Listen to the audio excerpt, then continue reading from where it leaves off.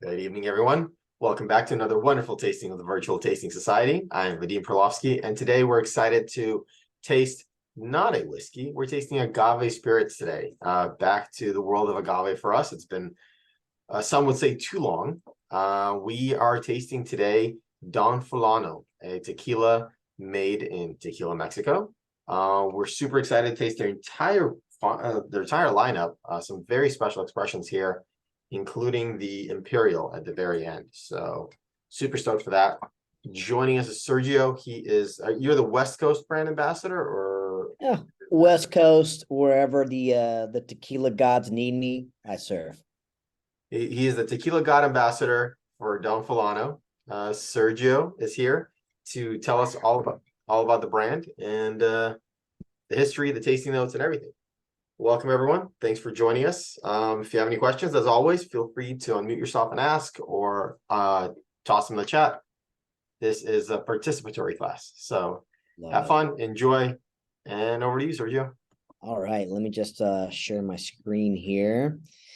Can you guys see this okay? Yes. Yeah, you guys can see all right. Yeah. Well, guys, my name is Sergio Muniz. I am the brand ambassador for Tequila Don Fulano. I've been working with these guys for about 3 years now. Before that, I was actually working with another similar small batch family-owned brand. You might know it as Tequila Fortaleza. I've been working with agave distillates for the better part of the decade. So if at any point you have questions, not just on Don Fulano, but agave distillates in general, I'm here to help you guys out. So let's talk Don Fulano. Don Fulano was started by these two gentlemen right here. You have Enrique Fonseca, the older gentleman with a very well-aged glass of tequila, and his nephew, Sergio Mendoza. Now, these guys are fourth and fifth generation agave farmers that their family in the 1890s emigrated to a town called Totonilco. This is a Totonilco right here. Now, a Totonilco is what's considered the highlands of Jalisco, or Jalisco el Alto. Now, their family, they first emigrated from Portugal to this town, and they bought a couple lots of land to basically grow crops to supply a storefront that they had bought. So at first they were growing just kind of basic crops like sugar, potatoes, just your daily crops to supply the storefront. And as they kind of started growing their business and buying more lots of land, some of the first tequileros of the town, of the highlands of Jalisco, started asking, hey, you have all this land, would you like growing some agave for us? So it started with a few lots of land, and as the tequila industry started to grow more and more, they started to buy more and more agave fields, and pretty soon they became one of the biggest purveyors of agave in Mexico. And one of the biggest things about the family behind Don Fulano, the Fonseca and Mendoza family, is that they are one of the biggest agave farmers in Mexico. So the number one thing, the biggest thing that separates Don Fulano from 99.99% of brands out there is that we are 100% family owned from ground to bottle, meaning that we grow 100% of the agave used to make Don Fulano. Now, the reason why that is so special is we see tequila, or agave distillates in general, first and foremost as an agricultural product. When it comes to spirit categories, tequila and mezcal are one of probably the only spirit categories where you get the majority of your flavor from your crop, right? Usually it's either coming from a barrel or a combination of different botanicals or whatever distillation methods you're using. But for tequila, mezcal, any agave distillate, your journey begins and ends with your raw material, your agave, right? And the fact that we can control 100% of where the agave is coming from, it really gives us the ability to make some of the best agave distillates that there is out there. We use what's called agave maduro and agave pinto, which basically means mature agave or ripe agave and overripe agave, which gives us all the sugars and juices that we need to make a good agave distillate. Now, as many of you know, agave has grown pretty, like, a lot in popularity over the last few years. Now, this is not the first time this has happened. Now, if you think about it, agave distillates use a crop that takes anywhere between 8 to 10 years to fully mature. There's no other spirit category where they can say that this is the fact, right? Because you're waiting almost a decade before you even start making your spirit, before you even start cooking, fermenting, distilling. You're waiting almost 10 years. So every 5 or 10 years or so, there's going to be an agave shortage. Now here, this is just over the last few years and the agave prices and how it's gone up and down, right? In 2016, the agave price for a kilo of agave was anywhere between 6 to 8 pesos to a kilo. Today, a price of a kilo of agave is about 33 pesos to a kilo of agave. Now, that's great for the agave farmers, but if you're making tequila, it's a lot harder to find good and mature agave. And this kind of ups and downs in agave prices have been happening since the beginning of tequila making. In fact, in the 1980s, right before we even started making tequila, there was one of the biggest agave shortages in the history of the tequila business. Now, the Fonseca family were thriving, right? Because when the agave prices are high, it benefits the agave farmers. Now, the tequila makers at the time had grown tired of the high prices of agave and tried to strong arm the Fonseca family and a lot of the other smaller agave farmers into lowering their prices. Now, one interesting thing about agave is when it's in that lower price range, it actually costs you more money to harvest your agave than it does to just let it rot in your fields, because there's no machine that does it. It's all hand harvested by the jimadores, by the agave farmers.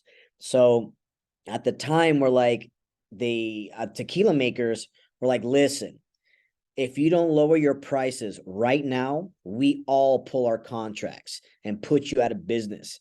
Now, the Fonseca family decided not to adhere to these demands and like, you know what? Pull your contracts, we'll figure it out. And that's when they expedited the process of trying to make their own agave distillate.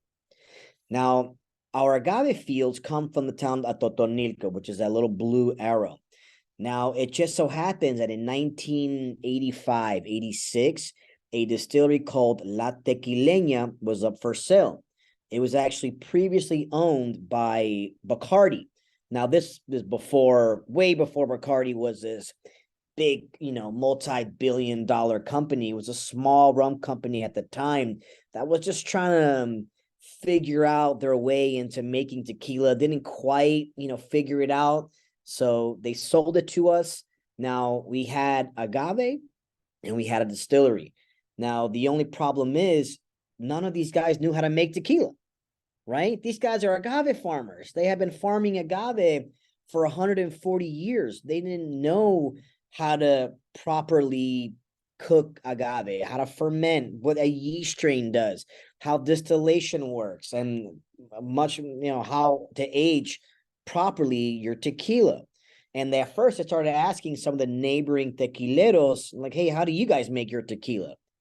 Well, that's like asking somebody, their grandmother's tomato sauce recipe, right? You don't just give that information away.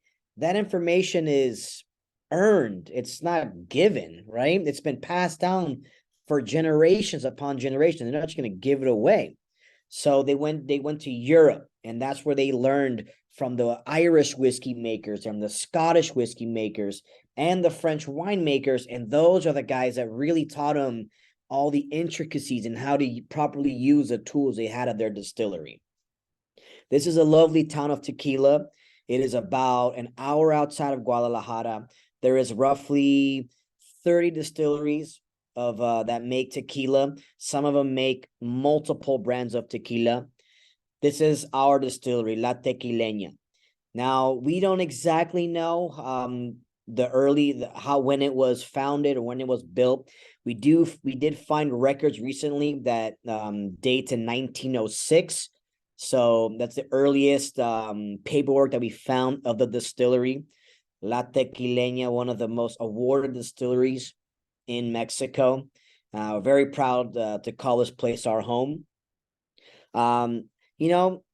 Since we're getting started, we might as well start with a little bit of tequila blanco. If you have a little bit in front of you at this point, just start with a little blanco tequila. When it comes to tequila, the blanco is what we call the veins of your distillery. So feel free to pour yourself a little bit of tequila blanco.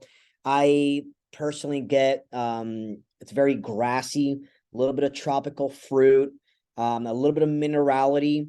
And this, of course, goes great with either, Mexican classic cocktails, your margaritas, your palomas. But, tequila always goes great with a couple ice cubes or a little bit of club soda. I love what I love about this blanco is that it's both easy drinking. I personally don't like to use terms like smooth, because to me, smooth means flavorless. I like easy drinking, but it's still complex. There's still a lot of agave that you get from drinking our Don Fulano Blanco. Cheers, folks.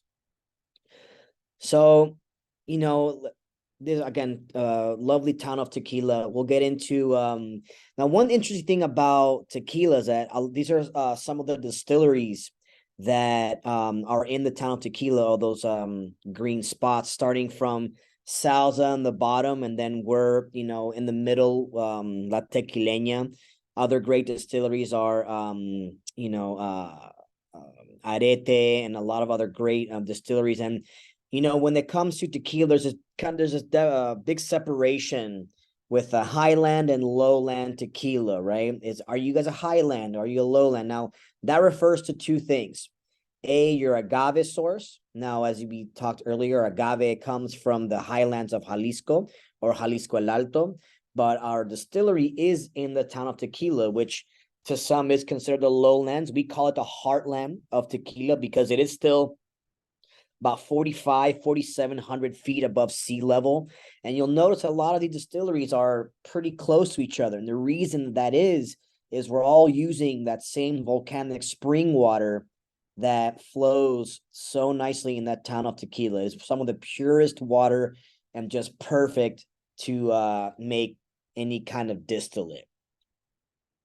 Now, as we begin into the journey of how tequila Don Fulano is made, again, it all starts with your agave. Now, you'll notice kind of those small brown spots in the agaves in the fields. Those brown spots indicate a high level of maturity, right? For us, if you're not using mature or ripe agave, it's like using unripe fruit to make a smoothie, right? You're just not going to get those sugars and sweetness that you need. That's going to help you in the fermentation process, going to give you all those flavors to make a good agave distillate. And another thing you'll notice is that all of these agaves were harvested at the same time from the same field. And you'll notice that they're all kind of different sizes, right? You have a little guy right here and then this big guy over here. So all these agaves are from the exact same field and harvested at the exact same time, they're the same age.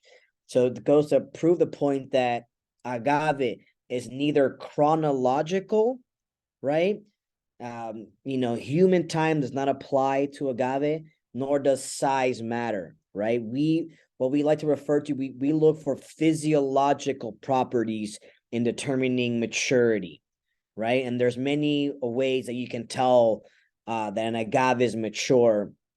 That's very much in the hands of our very expert jimadores or agave farmers that have been doing it for over 2 decades. Now you'll see in the background here, these two are called autoclaves. Now autoclaves, when it comes to cooking agave to make tequila, there are 3 main styles of oven. You have a brick oven, a stone oven, and an autoclave. Now what all 3 have in common is that they all use steam to cook the agave. In the olden times, they were actually smoked, which is what is used currently to make mezcal. But in the late 1800s, Don Zenobio Souza, if you like Fortaleza, it's a great-great-grandfather of the owner of Fortaleza. He developed a way to cook the agave by using a boiler to produce steam to slowly cook the agave.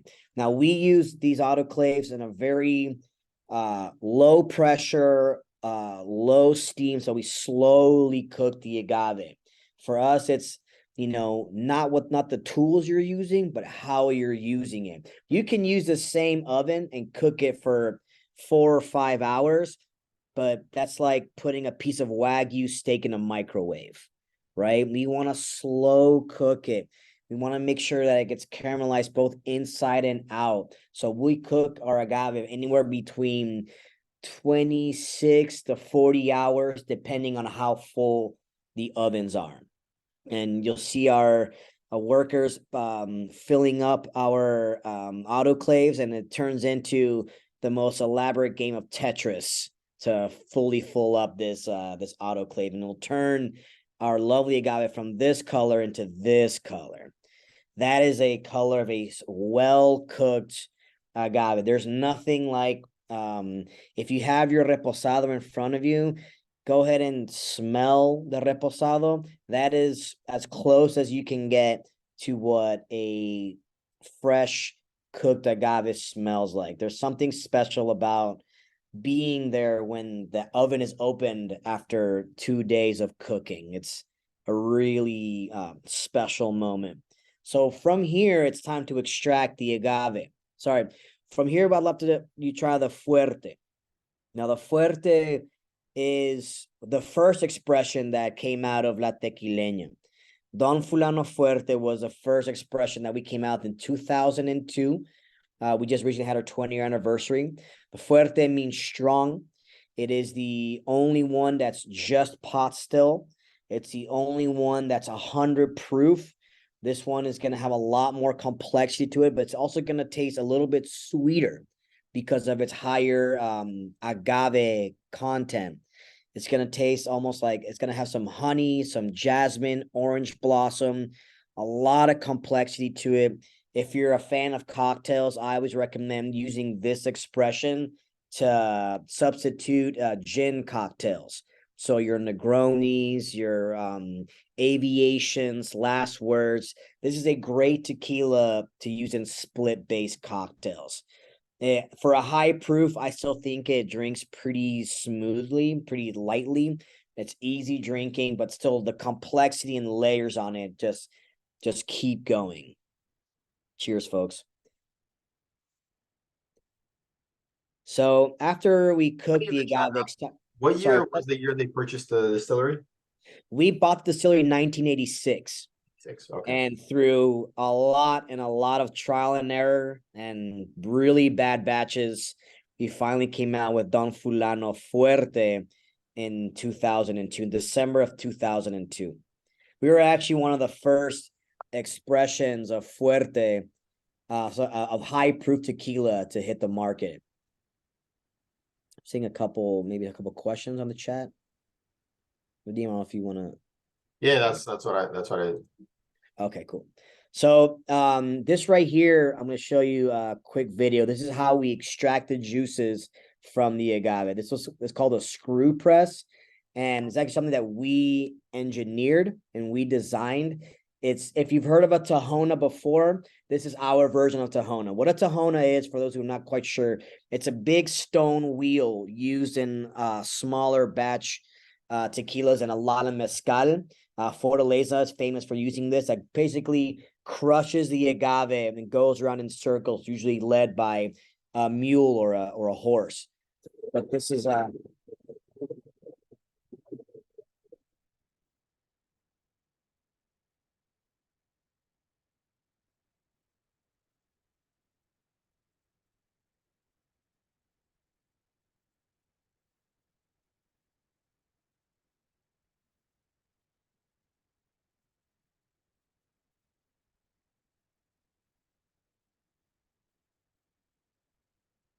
So you kind of saw how all those juices kind of, squeeze down.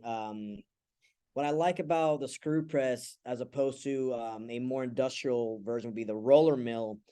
It doesn't shred the fibers. It slowly presses the fibers and extracts the juices from the agave.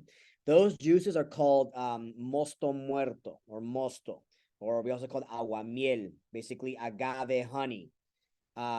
This agave honey is then transferred into our fermentation tanks, and we'll do two types of fermentation. Now, this fermentation right here is what's called fermentation without bagazo, without fibers. So we'll strain the fibers, and we'll put in these big tanks right here, and we'll add our yeast strain, and then we'll ferment there. And this right here is called fermentation with bagazo. So we'll do about 60% fermentation without bagazo, and then 40% will be with. These will be distilled separately, and then we'll blend those two to make expressions of Don Fulano. Our yeast strain is actually made from agave. Now, the way that works is agave, like most plants, once it hits a certain age, it starts to secrete a sap along the side. The same way kind of old cactuses or old plants do. Now we'll take a small drop of that, literally like a quarter of an ounce, and we'll drown that in agave honey, what you saw coming out of the screw press. And we'll put just a shot glass of it. And the same way you feed your starter yeast to make bread, we'll add more agave juice as the yeast strain takes over. So the same way you feed your flour to make, sourdough bread, we do that with our yeast strain. So, and then our final fermentation will be 80% of just raw agave honey and 20% of that concentrated yeast strain. So after fermentation, we'll go over to distillation. About 80% of our final product will be distilled in copper pot. Now, the first two will be for our first pass. Those are copper inside and copper outside. And the second pass will go through the other three, which is copper, still copper inside, but it's stainless steel on the outside. The fuerte you just had is just distilled with this copper pot, and the other expressions are about 80% copper pot to 10 to 15% of the column still. Now, when we first bought the distillery in the 80s, we kind of the still was already there, and column distillation at the time wasn't very popular in tequila. It was very unknown way of distilling agave spirits, and it took us a long time. We figured out that it was giving us a very light flavor and product with not enough flavor.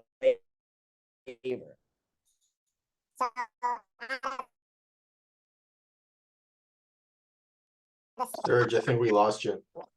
It might have just been me, but I think we lost you. Still.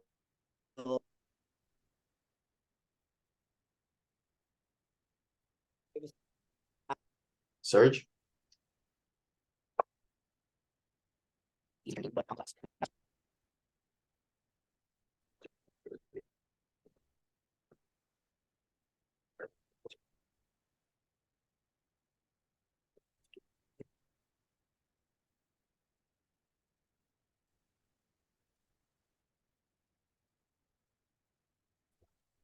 All right, we're having a bit of technical difficulties. It's probably the Wi-Fi.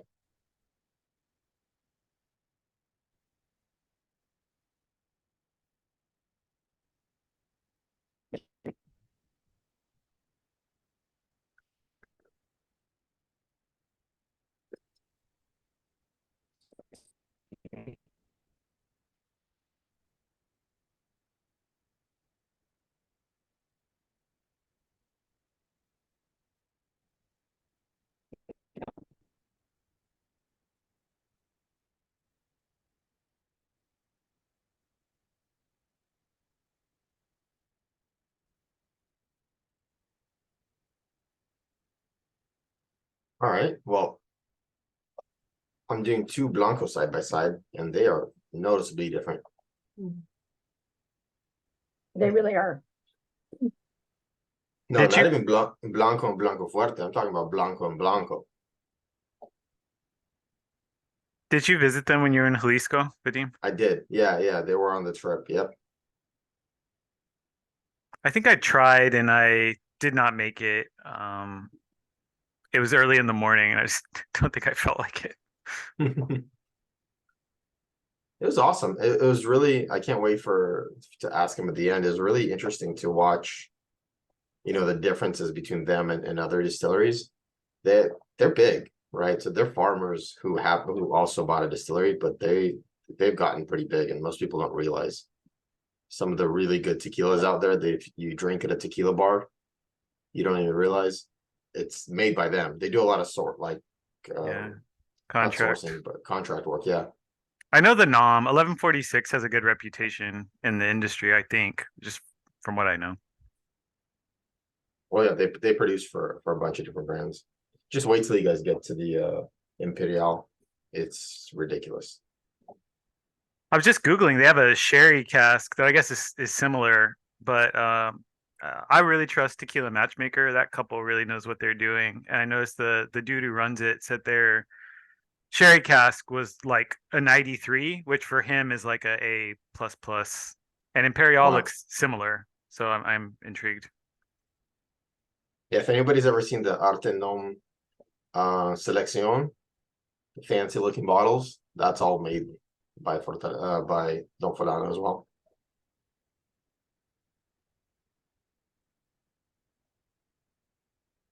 Do you know how much the Imperial bottle costs? Like Like retail? 150, around the 150 mark. Last I looked, let me see. I have it on my spreadsheet.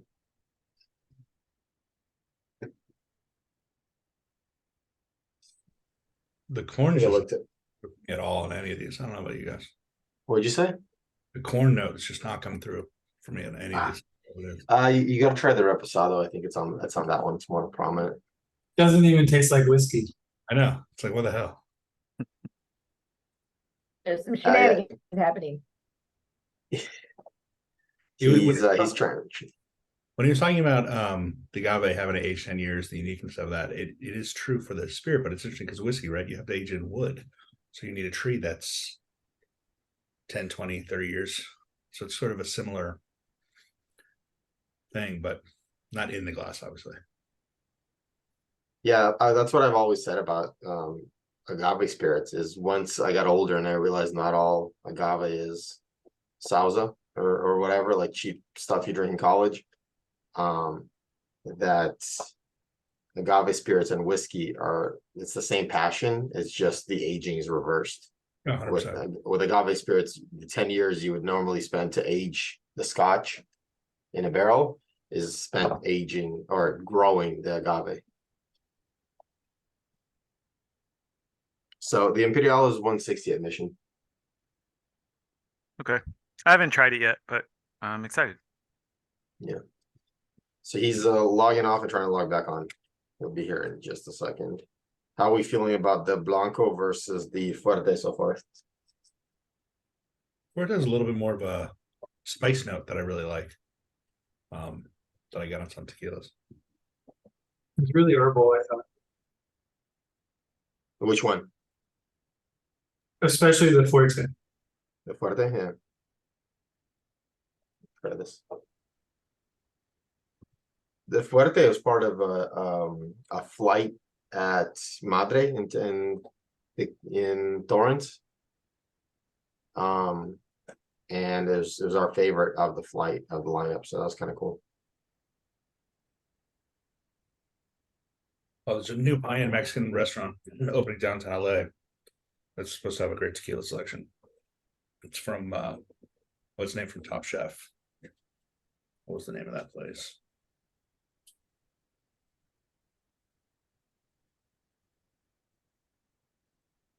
Yeah, Madre is the spot, especially for mezcal. I mean, They very much lean mezcal heavy.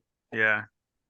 I mean, I think they say they're pretty much the largest collection. People always debate that sort of thing, But if you took all of their, what, 3 or 4 locations together, I mean, their mezcal selection is incredible. Like some of the stuff they just get directly from Mexico, they don't even sell here. Yeah.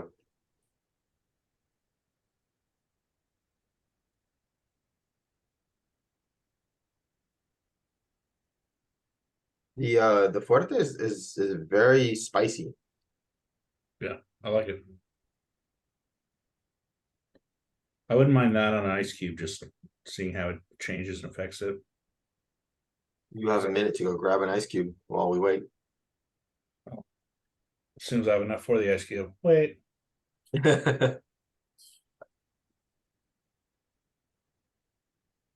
I'll bring the rest of this bottle with me next time I come over.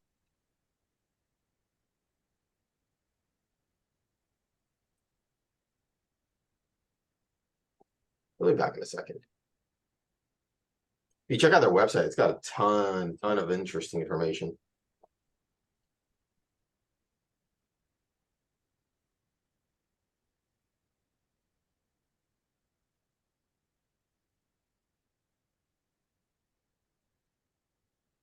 They were talking about the screw mill, but Tequila Matchmaker, they go in person, right? It lists that they have a roller mill on site.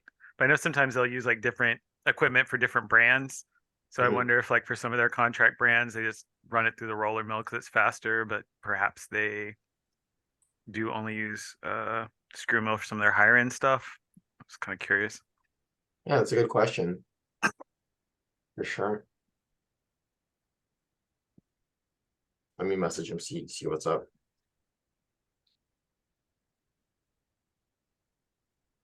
Yeah, it was weird. On my end, I lost half the volume at some point. I thought it maybe the battery on his. Hey, he's back.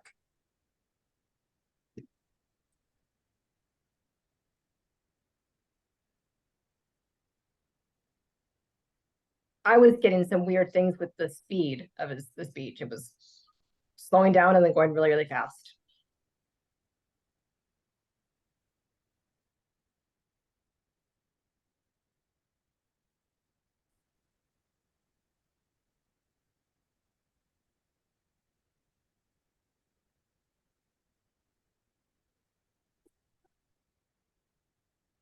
So there's one bottle that's super popular, a brand where they have one expression and it's an extra añejo.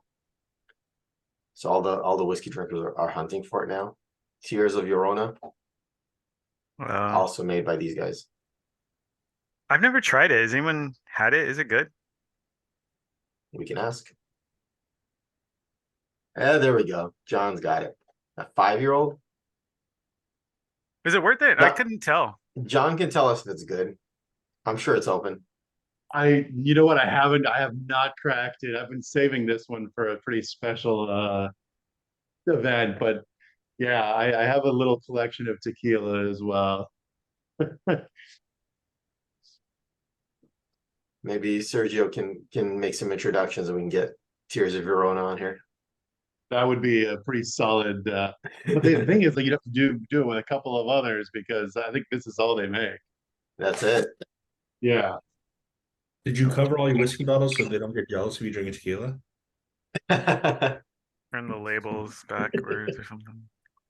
Put earmuffs on all the bottles so they can't hear you cheating on them.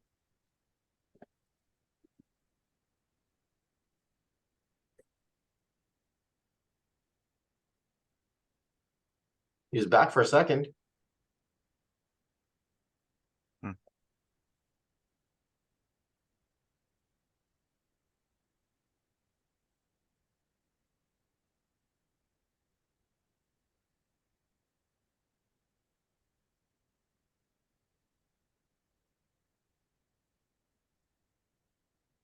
All right. While we wait, what's your favorite tequila cocktail? Rocks.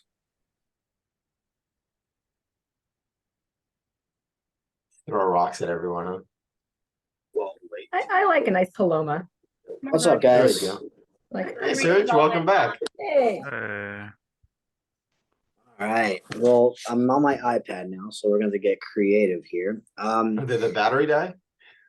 I don't know what happened. Like Zoom just started like doing updates, and then like the Wi-Fi is all weird. So, but we're gonna get creative with this. I can still do this on my iPad. So I guess did you guys get a chance to try anything else while I was gone? No, we waited for you. All right. Well, you know what? Because of these technical difficulties, let's go and try the reposado. I feel like we've earned that, folks. So let me see if I can. Okay, you guys go ahead and try the reposado. So And by one definition, thing- reposado is what, minimum of 6 months or 0 to 6 months, right? No, so what? okay, when it comes to tequila, you have your categories: blanco, reposado, añejo, and extra añejo. So blanco basically means that it's been aged for anywhere between 0 to 60 days. Reposado is 60 days to a year.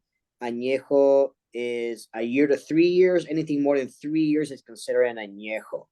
Now, what's interesting about Don Fulano is that we age exclusively in French wine barrels as opposed to American whiskey barrels. Now, when you taste the reposado, if you've had reposado tequilas in the past, you'll notice that it has a lot more of a baking spice, cardamom, and clove tasting profile as opposed to kind of that sweet vanilla butterscotch. And we've opted to use French limousine and French wine barrels because it gave us a more agave forward flavor profile as opposed to a little bit more on the oak side. And because that particular type of oak is a much more mature wood, and it's been used for wine, we don't really need as much of a heavy char to use it. We just lightly toast it, and because the wine doesn't really give off that much flavor, or leave you that much flavor, we can use the barrels multiple times without and for as long as we want, really, without losing that much of the agave flavor. So the reposado is aged anywhere between 8 to 11 months, but then we'll add up to a year and a half añejo into the reposado. So cheers, folks. I like this. I particularly like this reposado just because it kind of tastes like it drinks like a blanco with that very small hint of the oakiness without it being too aggressive. And the final thing about Don Fulano that I wanted to talk about is our blending process. Now, every batch of Don Fulano is a blend of different batches. Now, the reason we do that is we can.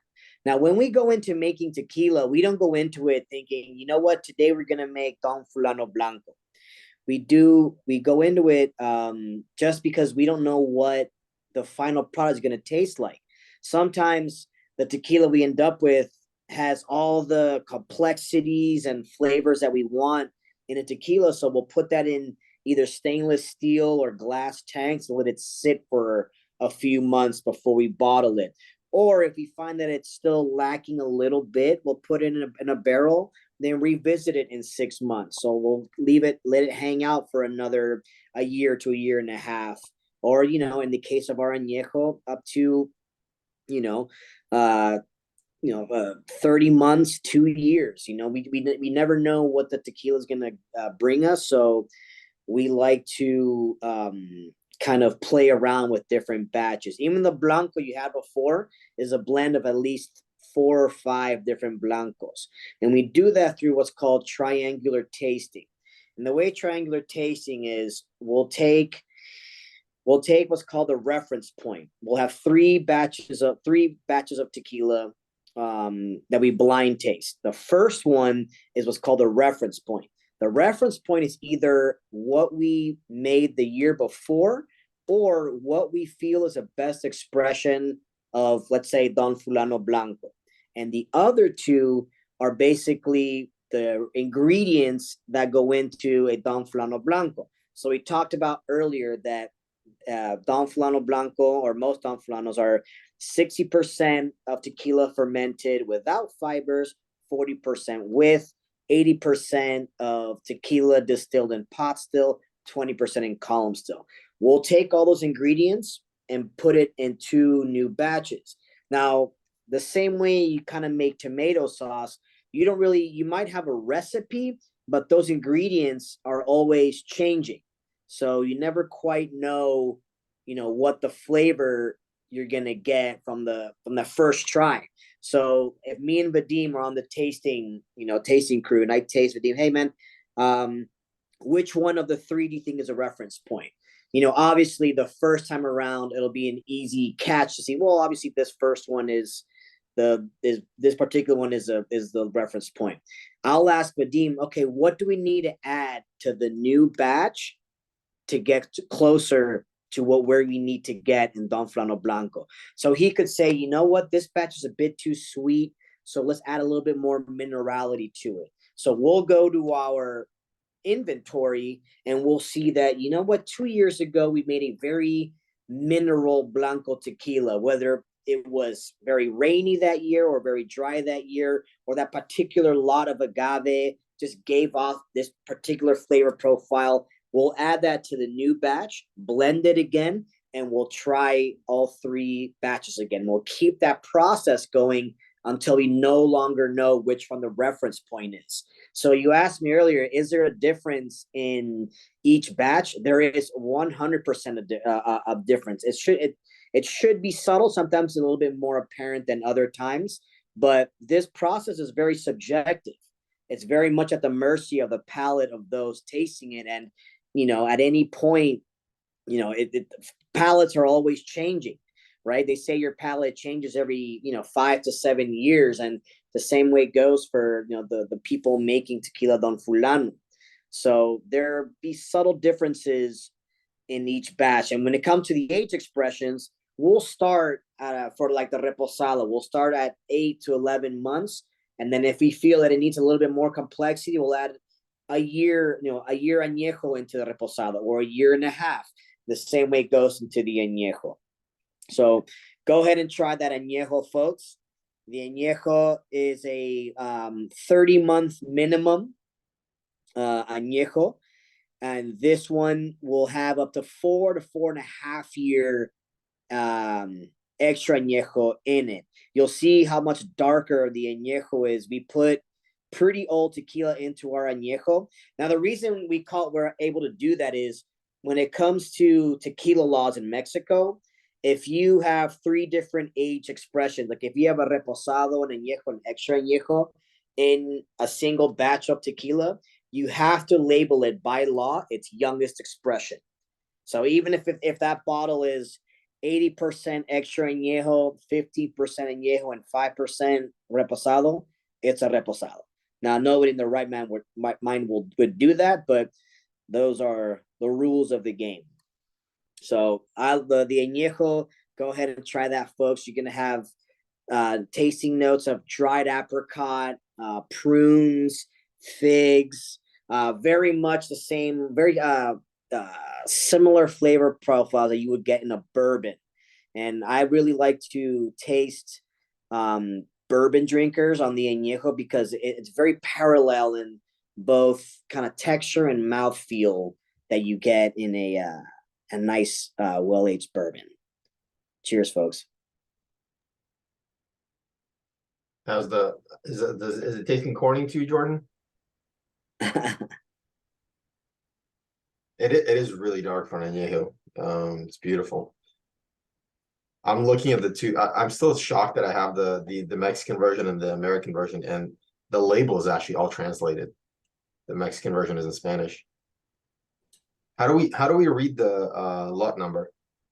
So it should say the lot number and then the expression. So Don Fulano Blanco DFB and then the year. Oh, okay. And then what's the first 2 numbers? There's 2 numbers. That's the lot number. Okay, so the lot number is not a date. It's just the lot number. Yeah, we'll do several lots of the same. Several batches of the same. Sorry, several lots of the same batch. Okay. So if I have lot number 11, That was the There's no- 11th batch of tequila we made that year. okay, so we there's no way of knowing if it was in January. How many lots do you make a month? Ooh, I mean, we produce about 3 times a year. And by produce, I mean we, cook agave and all that. So yeah, anywhere between, I mean, I know we've made up like 13 or 15 different lots in the past, but every year's a little different depending on how much, where the agave is, how much we produce, and whether we make a lot of, sometimes we make more blanco than reposado, sometimes we make more, there's no real kind of set number, but like, when I say we produce 3 times a year, those are just three times that we'll harvest agave and make tequila. We're not necessarily making Don Fulano. We could be making any of the other brands of tequila made in our distillery. Does that make sense? Yeah. Sweet.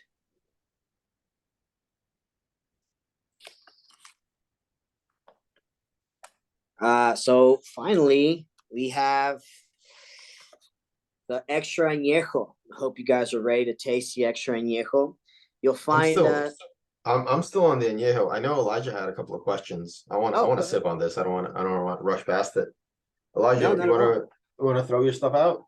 Oh yeah, no, I read a lot of Tequila Matchmaker. Love That it. couple, they're awesome, right? So I always appreciate, like I saw you guys had the stamp from them, and I trust them a lot, so that's cool. I also saw that what's his name? But they rated the sherry cask you guys did really highly. He said it was this great thing, and that a lot of brands, a lot of distilleries, struggle with aging and extra añejo over time. And he really liked your sherry, so that made me very excited for the Imperial. Yeah, so Enrique Fonseca, our master distiller, before he really kind of came into the game of tequila, a lot of brands weren't aging it past a year, maybe a year and a half. The extra añejo category wasn't something that was kind of very explored because, again, when you're using a certain barrel, you kind of lose that agave flavor. And because we've opted to use French oak almost exclusively, we're able to still have that essence of agave while still introducing the oakiness of the barrel.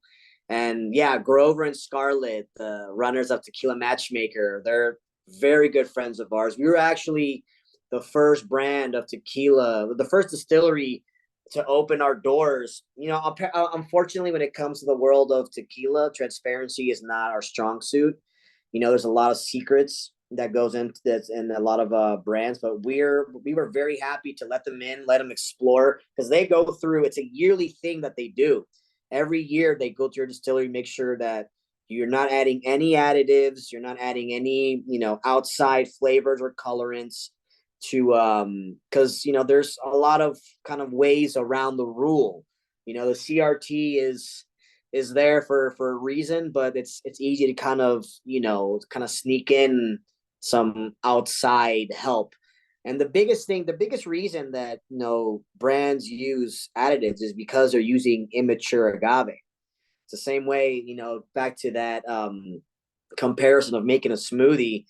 If your fruit's not ripe or your vegetables aren't ripe, your salad's not going to taste good, right? That's why you want to use the ripest and freshest fruits and vegetables. And the same thing goes with agave. If you're not using ripe, mature agave, you're not going to get those sugars to ferment properly to make your tequila. So the fact that we can use our own agave and we make sure that it's the ripest and purest agave. There's no need for additives. The only thing, the biggest thing that money can't buy is time. And time, other than agave and water, is the third most important ingredient to making any agave or tequila or agave distillate, because you need time to let the agave fully mature. You need time to properly cook it, time to ferment it properly, time to distill it to perfection, and then time to age it to your liking. And that's really kind of our philosophy behind making any tequila comes out of our distillery. For some of the brands, you know, because obviously like all the distilleries have a lot of brands that come out, and Don Fulano is very good, and there's like so many with a really good reputation, but maybe for some of like the lower price points, not that it's like lower quality per se, but I mean, do things have those processes be different, or to kind of produce them more quickly? And then I would assume for like Don Fulano and I don't know, Tears of Your Verona and was it Arte Nom, like those maybe get more attention, or like how does that usually work? Usually it's a smaller batch. Like, well, if we're making like Fuente Seca is a big other expression we make, we go into production with that focus of making Fuente Seca, right? We have a very close eye into what barrels we're using for that particular brand.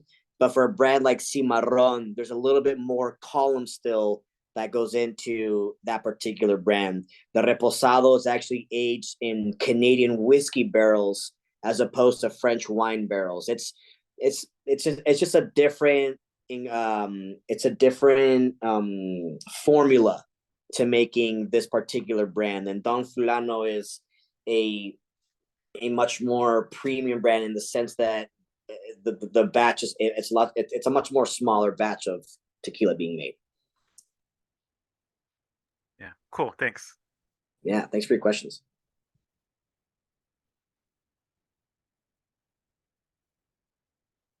Any other questions out there?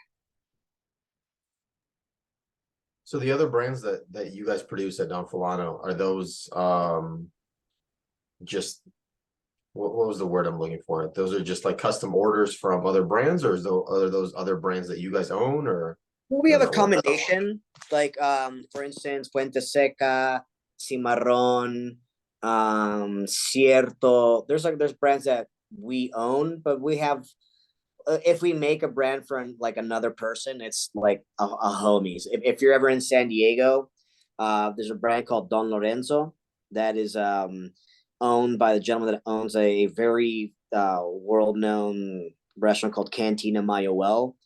Cantina Mayowell was kind of like the beginnings to a lot of tequila brands, including Fortaleza and Don Fulano. So he asked us to help him make a tequila brand. So we helped him out, but we're not in the business of making big corporate contract brands. We're not that big, nor do we want to be that big. We want to anything that comes out of our nom that has our, the number of our distillery attached to the bottle. We want to make sure it's a good product. Very cool.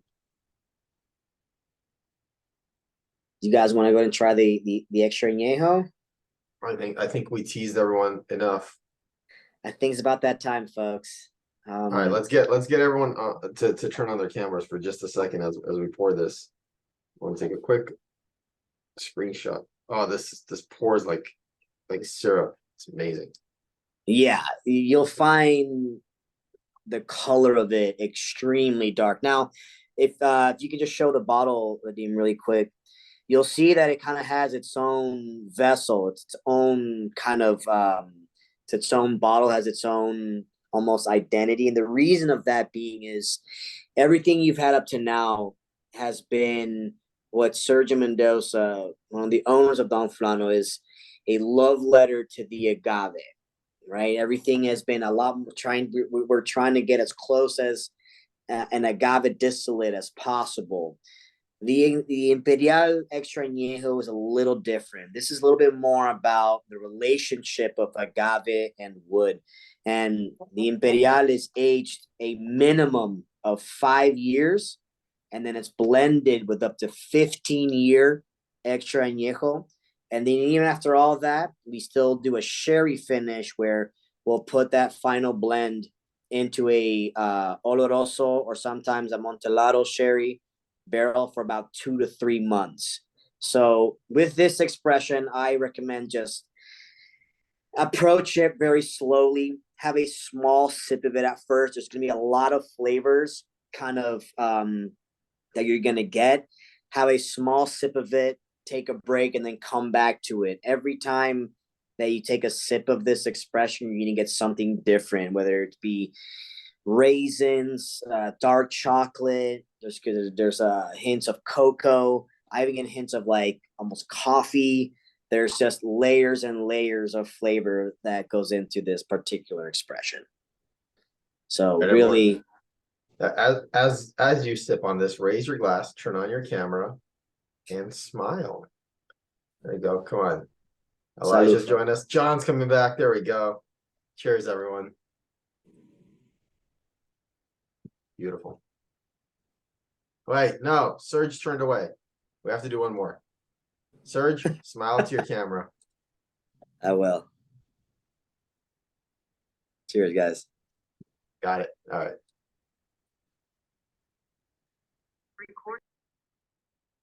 There we go. That looks great.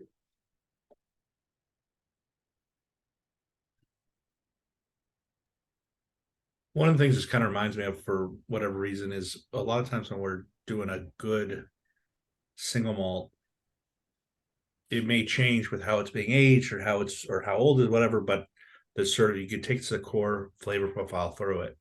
And I'm definitely getting the same thing here, where there's a definite flavor profile that has been present in all the expressions. And even this one, where you're right, there's a bunch of different stuff going on. It is very pleasant. This is a very lovely sipping tequila, but there's still sort of the core flavor that's in the Blanco is here. And you absolutely know that they're related, know that they're from the same place, know that's the same thing. It's really well done.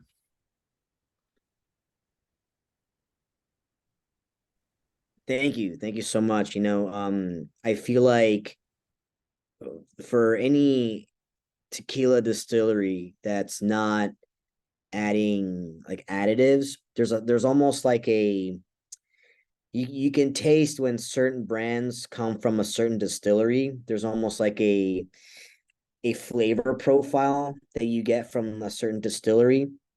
And I feel like all expressions of that come out of 1146 La Tequileña have that essence of agave, regardless of how long it's been aged, because to us, again, it's about, just showing tribute to the agave. And that's, I feel like, is the most important aspect of the tequila you make.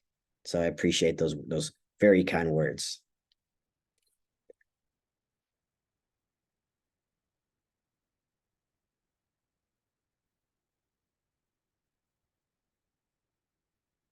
So can you see this, Vadim? Can you see the stream? Yep, we can see it. Got a fun little video for you guys to see. Make sure your audio is on, just to kind of show you, get a little trip to take a little trip down to Mexico with me. And of course, if you guys are ever in the area, ever in tequila, feel free to ask Vadim for my info, and we would love to give you guys a tour of the distillery.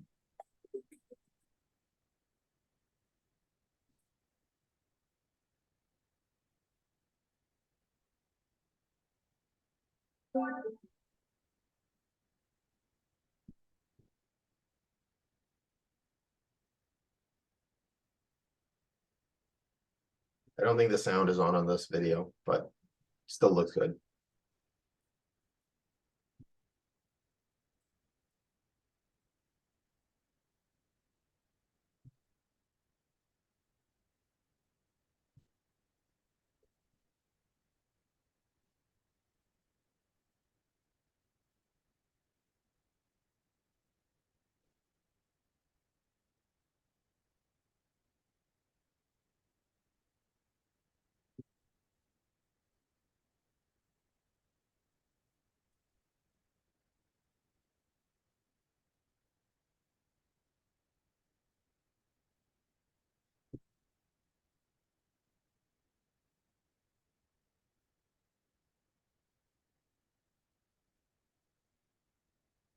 All right. Remember that blending lab was really impressive. Yeah, the lab is where all the behind the scenes magic happens.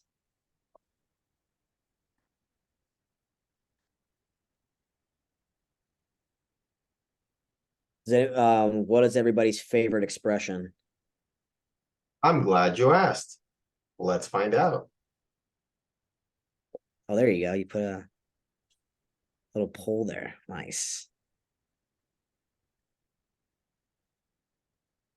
Tony's enjoying these so much, he's blurry again. I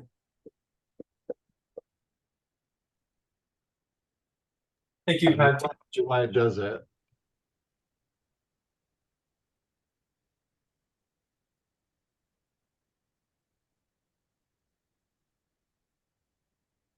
Do you age and bottle for other tequila brands there at the facility? Absolutely. Yeah. If you go to Tequila Matchmaker, it's a great app. So the way it works is you look up any brand of tequila that you like, and then it'll show you the nom. So every bottle of tequila has two things. It has a CRT seal and a number next to the NOM seal. So our nom is 1146. So if you put 1146, you'll see what brands of tequila come out of our distillery. And everything we make, we bottle in-house. So yeah, we have brands like Cimarron, Don Lorenzo, Fuente Seca, Pura Sangre. And you could also see brands that we used to make that we don't make there anymore also. So it's a great tool. If you ever come across a tequila you really like, you can look at the nom and see what other brands are come out of that distillery. You got 93 points last year at the London tasting Yeah, on the Imperial. did pretty good. Did pretty Yeah. good. Yeah. The extra añejo is a very well-regarded expression for sure. Again, it goes back to Enrique's kind of vision of,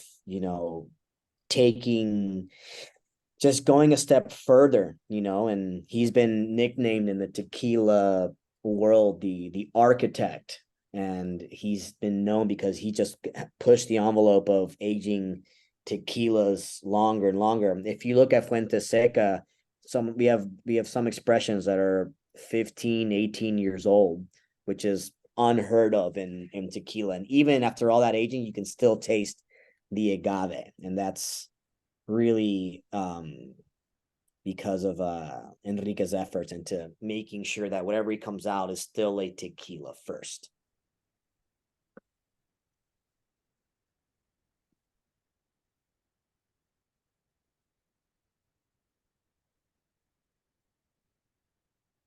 All right, I think everyone has voted in the poll. Oh yeah? Well, Sergio, what do you think? What do you think was the favorite expression of the night for everyone? Ooh. I mean, you guys usually drink whiskey, right? So Yeah. I would say either the extra or the reposado. You gotta pick one. I'm gonna go extra añejo. All right. The results are in. Oh, 55% voted Imperial. Yes. But to your credit, the Reposado is second place. Tied with It's true. Blanco. Oh, it's a tie. It's a tie with the Blanco. Yeah. So But yeah, that Imperial is something special for sure. it really is. It really is. The Imperial, it's honestly, I really don't think there's anything else close to it in the market when it comes to just that kind of aging expression. No one really, even people who have extra añejos, they'll hit maybe a 3.5 year. The fact that we use a minimum of 5 years and still go above and beyond that is just goes to show you kind of, we're not in this to make a quick product and put it on the market. We want to make sure every bottle is the best possible product that we can put out for the tequila lovers out there. And this bottle, you were saying is a special container. Is it clay? It's Yeah. not glass. No, It's no, a no. clay bottle. Ceramic. So it's ceramic, okay. And I don't even see a scorpion on the bottom of it. No scorpion, no scorpion, no scorpion. No. With all the agave you guys are growing and all the tequila you're making, any with the surgence of other agave spirits right now, the Mhm. mezcal and whatnot, any plans to do a tip your toe in mezcal world? Well, I mean, we grow blue web agave. So Mhm. for those of you kind of new into the tequila and mezcal or agave world, there's three big differences in tequila and mezcal, and I call it the three P's: the place, the plant, and the process. And when it comes to the plant, to make tequila, you can only use one type of agave, and that agave is called blue web agave, or it's also named agave tequileña. To make mezcal, you can use any agave style of, or a species of agave you want. Currently, there are about like 35 to 40 different types of agave used to make a distillate. So because we grow exclusively blue web agave, we sell it to tequila company just because, you know, they need it more than anybody. I mean, as one of the biggest agave suppliers in Mexico, you know, we're a small company, so yeah, we do sell agave to other brands. The other two P's are the place and the process. The place refers to the regions of Mexico. Tequila does have a denomination of origin, meaning that tequila can only be made in Mexico and in very specific regions in Mexico. The biggest one being Jalisco. For mezcal, there's one of 11, the biggest one being Oaxaca. And then the process refers to the cooking method. Now, we talked earlier about to make tequila, you can cook your agave in stone, brick, or autoclave ovens. For mezcal, what they do is they dig a big hole in the ground, and then they put a layer of hot coal, a layer of agave fibers, and then on top they put all their agave, and then they cover the whole thing with a tarp. That's basically smoking the agave, and that's how they cook it to make mezcal. So if you're getting the smoky flavor, it does come from that style of cooking, but that flavor profile also comes from the style or the variety of agave used for that particular mezcal. Espadin agave is the most common one, and that has a particularly complex, smoky, pungent. I mean, it's, you know, mezcal is one of those spirit categories where the flavor profiles are endless, because not only can they use multiple types of agave, but they also use a blend of them, which is called an ensemble. So the options are limitless to the type of flavor you can get from a mezcal. Is Sodal growing in certain restricted areas as well? That's a good question. I don't think Sotol has a denomination of origin yet.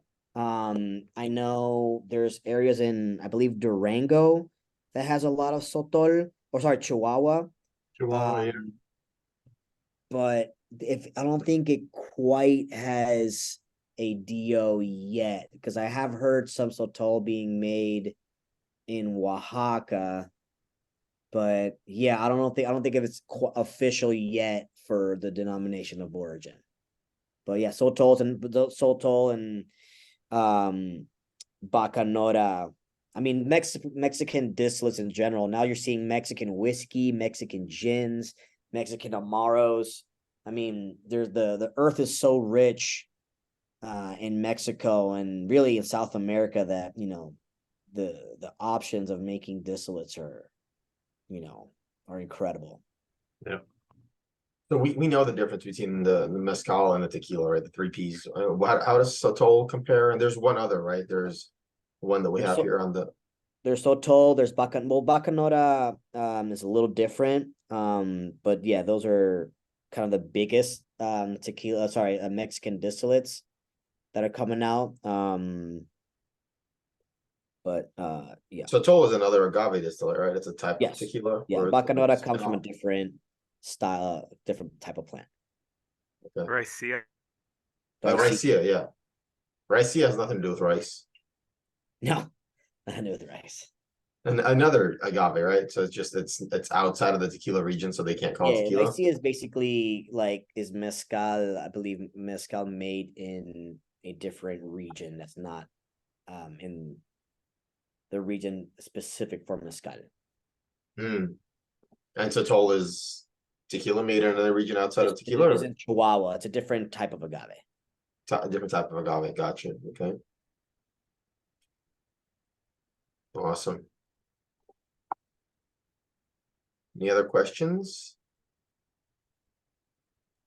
If y'all are curious, I can show you this. Since we're already here and I like showing off. Can you see this? So Yeah. you guys know that I was lucky enough to meet Sergio on my trip to Mexico, and this was the stop at tequila at the distillery. We were greeted with these and strong armed into drinking them all. Strong arms. Strong armed. Sergio forced us. Forced. Yeah.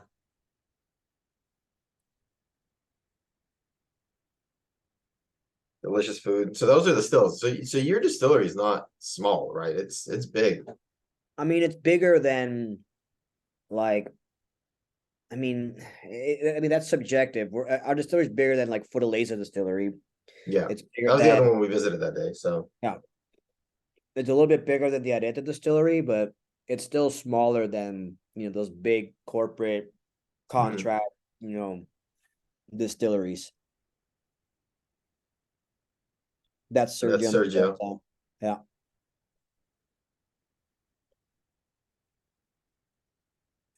Somebody's hammering something in the background. I don't know if you can hear the audio.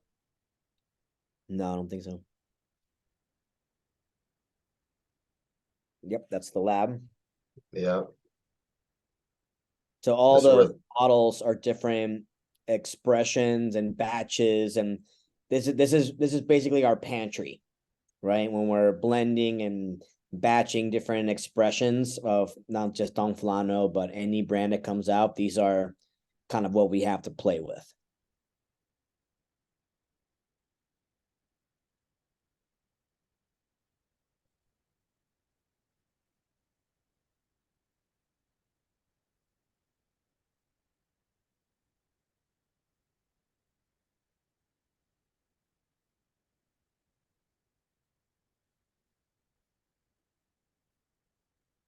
Each one packaged with love. Exactly.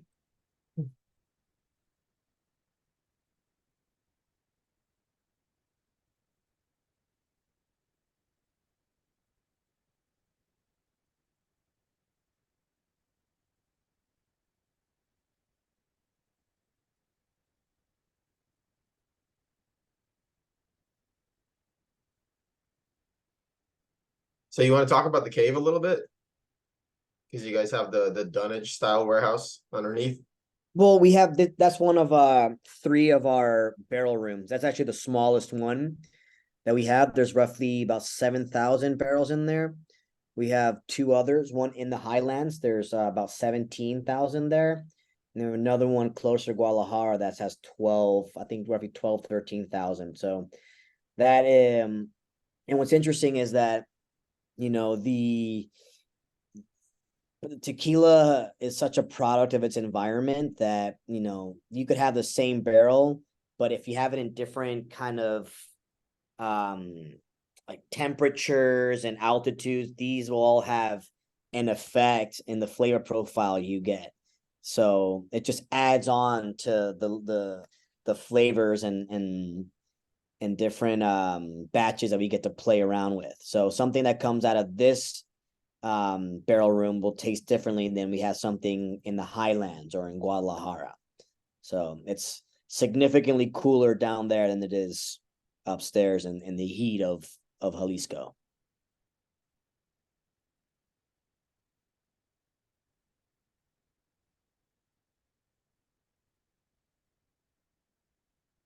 So you guys can't hear the audio of the video, but as I was walking in, I was like, it smells like pulled pork in here. These barrels smell like pulled pork. This doesn't make any sense. And there were tacos there waiting for us. So tacos and cocktails. Yeah. Do you always have people down there making tacos and cocktails? No, we actually usually have barrels in there that we kind of put aside to host you guys when y'all come out to visit us. Hey, look who it is. That's me. So yeah, it was an absolutely fantastic experience. Got to try some really good tequila. Thank you for the opportunity, for the experience. That was awesome. Oh, no, it was our pleasure to have you. And please, anybody, if you're ever in town, come visit us. Awesome. Yeah, any other questions for Serge while we're here? If you have any agave questions, anything tequila or otherwise, now's the time. I was just wanted to ask, like those, the way you stacked all the barrels, that's Mhm. pretty high, isn't it? Like, do you, I mean, it's maybe like 7 or 8 barrels high. I mean, if you go to some distilleries in Kentucky, you'll see them. I mean, just the size of buildings. So, I mean, they're a little high, but you know, we have a nice system. If you ever need to access one, we have a nice you have a system. way to do it? Yeah, there's a way of doing it. We don't just, toss one over. Yeah, it's just kind of interesting because it seems so high to me, and I was like, well, most of them are not that high, Yeah, seems like. yeah. And In that's whiskey, actually I should say. the lowest one that we have too. So there's much higher barrel rooms that we have. The one in the Highlands is about 12 barrels high, Oh, and I can't tell you across, but yeah, at least 12 high. So they're pretty high up. man, thanks. You're welcome. So how do you pull out a bottom barrel of 12 high? Oh, I couldn't tell you. I've not quite. I haven't been fortunate enough to see that extraction. But usually it's through a hose, so we don't have to like pull the actual barrel. Oh, okay. We fill them out just through if we see that it's coming apart, then we'll do something about it. But for the most part, it's just through filling out the hose. And because we use French oak, we don't really have to char them at all, or it's. If we do toast them, it's every few rotations or such, but usually we'll just feed them and extract through using a hose. Easier that way. Gotcha. Cool. Well, thanks guys. Appreciate you guys having me. Thank you so much, Serge. We appreciate you spending the evening with us. Yeah, thank you so Cheers. much. Hope you guys enjoy the tequila.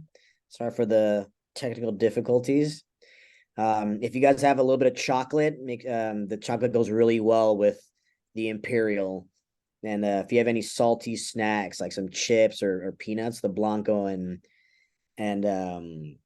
Fuerte go really well with those. Nice Oh little wow, pick. Yeah. I could see that.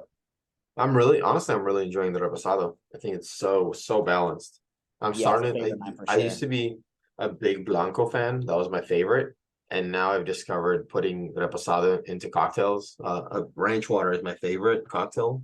Okay.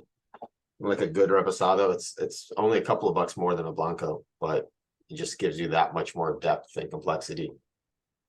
Yeah, absolutely. So, well, thank you so much. We appreciate your Thanks, time. guys. Appreciate sharing. you. Enjoy the rest of your week. Have a great weekend. Enjoy your tequila and salud. Salud. Thank you. Thanks, Thank guys. you. Thank you.